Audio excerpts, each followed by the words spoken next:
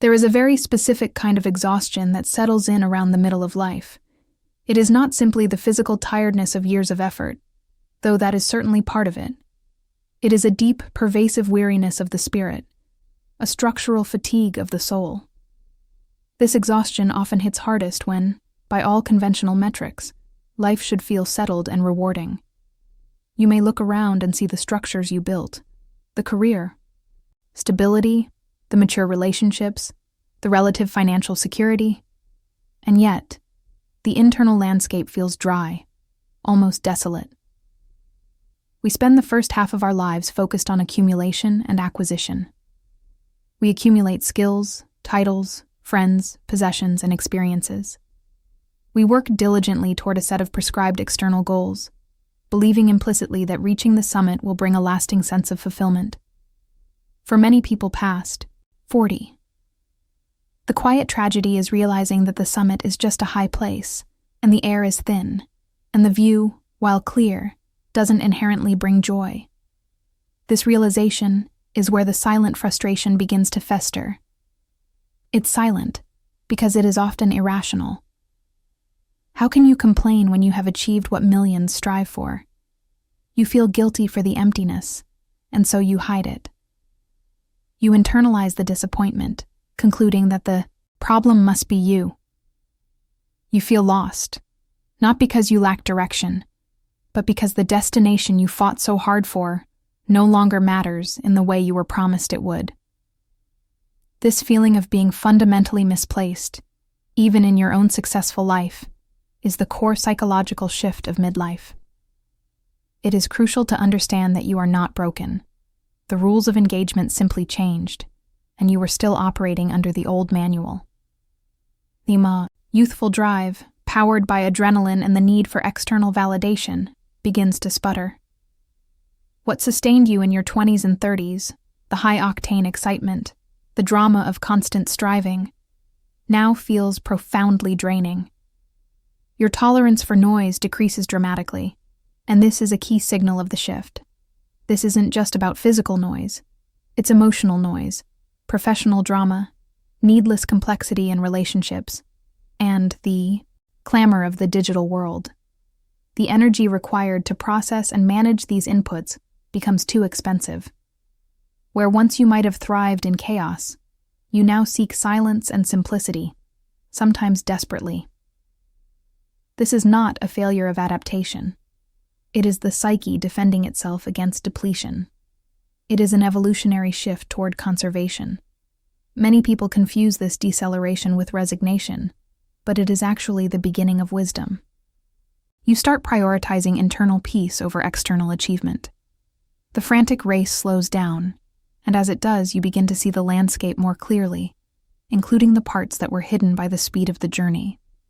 You see the compromises made, the parts of your true self that were shelved for the sake of efficiency or approval. One of the most unsettling experiences after 40 is the sudden, acute awareness of time's finitude. In youth, time felt like an infinite horizon, a bottomless account waiting for withdrawal. Now you start to feel the clock ticking, not in a panicked, desperate way, but as a slow, steady pulse that reminds you that choices matter deeply because they consume your remaining years.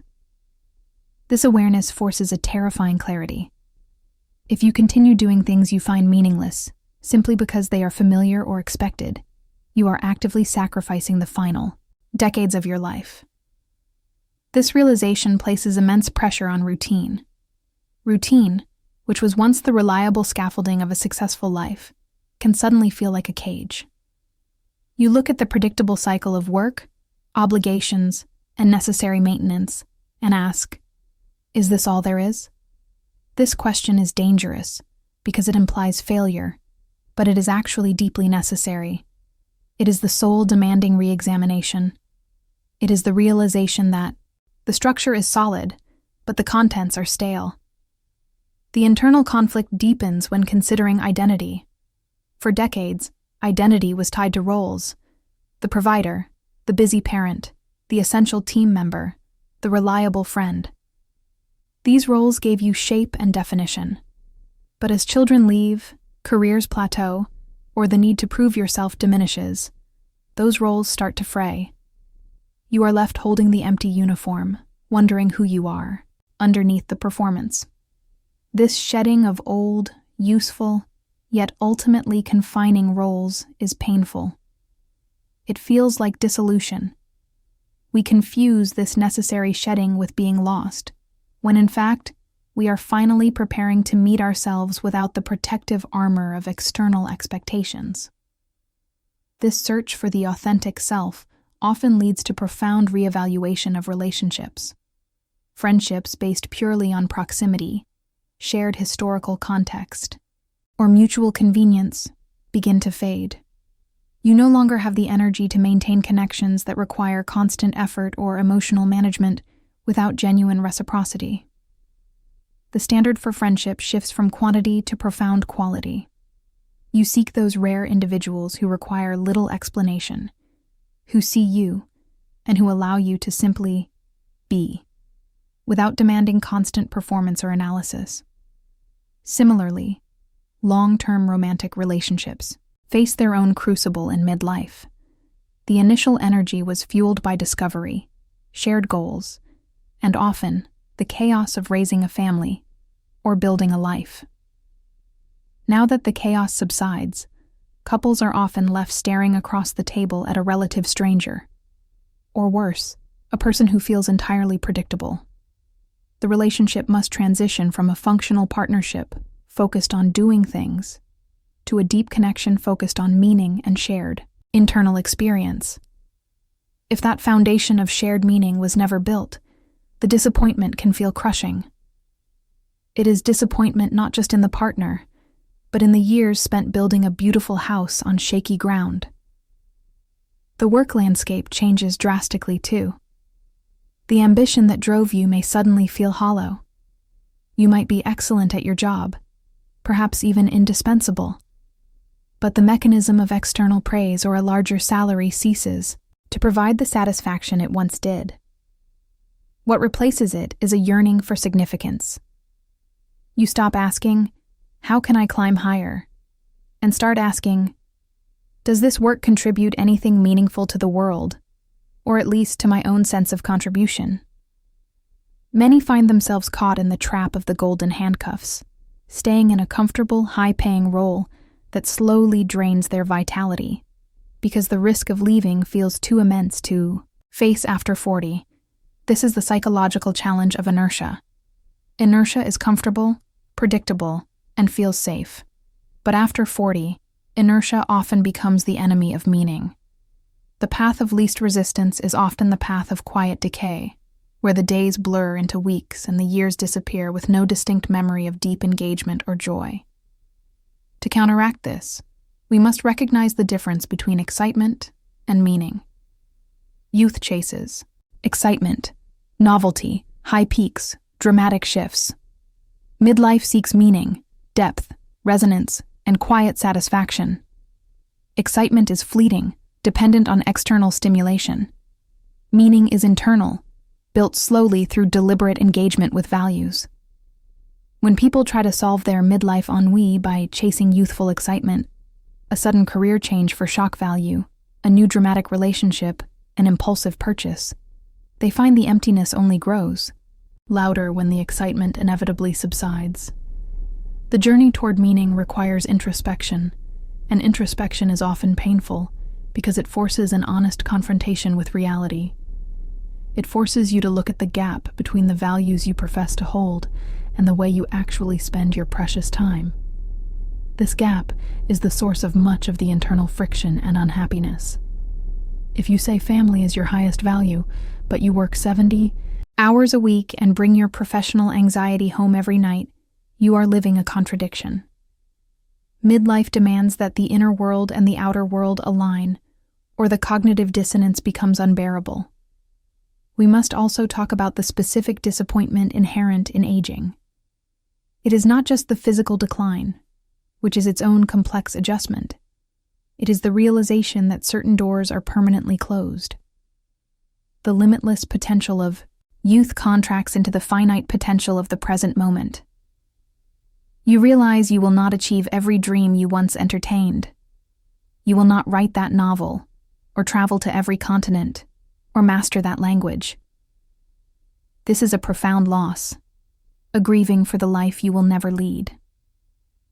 Ignoring this grief leads to bitterness. Acknowledging it, however, is the first step toward fierce appreciation for the life you do have. This acknowledgement leads us away from the illusion of perfection. Perfectionism, that relentless pursuit of an impossible standard, is often a relic of early conditioning, a desperate attempt to control an uncontrollable world. After 40, the energy required to maintain the illusion of perfection becomes too steep a tax. We realize that true connection and genuine peace are found not in flawless execution, but in authentic, messy humanity. Allowing yourself to be imperfect is a radical act of self-acceptance that profoundly frees up emotional energy. The psychological task, then, is not to fix yourself, because you are not broken. The task is to reorganize your internal operating system to match the reality of your current stage of life. This reorganization involves 3 key shifts. First, a shift from striving to cultivating. Instead of striving to conquer external goals, you cultivate internal states, patience, gratitude, deep presence, and focused attention. These are the resources that actually enrich the remaining years. Second, a shift from doing to being, allowing space for stillness, for thought, for simply existing without the pressure of productivity.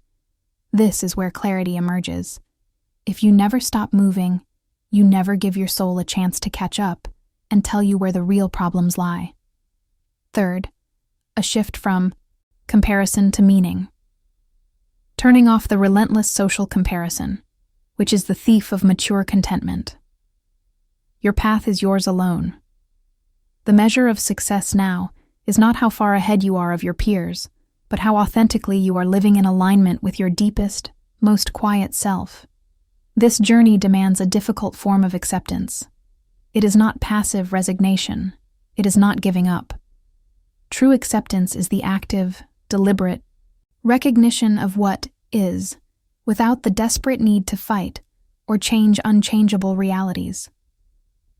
You accept the limits of your energy, the changes in your body, the boundaries of your time, and the imperfections of those you love. This acceptance is not surrender. It is the foundation upon which realistic, sustainable engagement is built.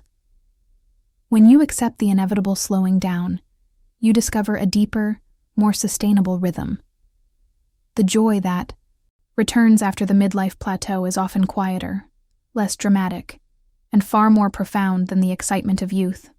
It is found in moments of genuine connection, in the mastery of a skill, in the simple beauty of routine tasks performed with attention, and in the quiet satisfaction of knowing you are no longer trying to impress anyone, including your former self. To navigate this successfully requires clarity without illusion. Clarity means acknowledging the disappointments and the mistakes without letting them define you. It means seeing your own flaws and the flaws of your history with a measure of gentle understanding, recognizing that every choice, even the poor ones, led you to this moment of deeper understanding. The disappointment you feel is not a sign of failure. It is simply the necessary end of a phase of life driven by external mandates. It is the sound of the old structure collapsing, making space for something quieter, stronger, and far more honest to be built in its place. This new structure is built on self-knowledge, on fiercely guarded time, and on the mature realization that the most precious resource you possess is not money or ambition, but the quality of your attention and the depth of your presence in the remaining days. This is the real reward of passing 40, the profound opportunity to finally live an authentic life, guided by meaning, sustained by calm, and defined by choices made with eyes wide open.